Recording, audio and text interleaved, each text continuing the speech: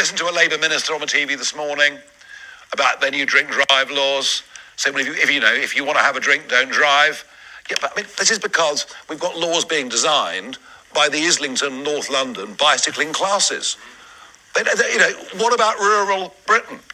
What about rural Britain? I mean, no one cares, of course. In fact, many in Labour seem to hate rural Britain. Guess what, Nigel? People in rural areas of Britain also don't want to be killed by drink drivers. I am sick to death of this patronising wanker banker who grew up in the southeast of England and went to Dulwich College telling ordinary people like me from ordinary towns in the north of England and rural areas how we should feel about something like drink driving. Because drink driving is not a culture war issue. Drink driving is about keeping people alive. That's why most British people are against this kind of bullshit. But you know what really angers me about Nigel Farage and this kind of culture war nonsense? People like Farage who want to hyperfixate on the rights of the individual without caring about what's good for the group as a whole.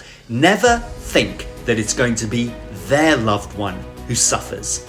They never consider that it's going to be their wife who collides with a drunk driver at 4 o'clock in the morning as she's going to start her early shift. They never think that it's going to be their husband or their brother who gets knocked off his bike by a drunk driver who's idling back from a rural pub full of beer. They never think it's going to be their daughter who might need an abortion after she's been raped.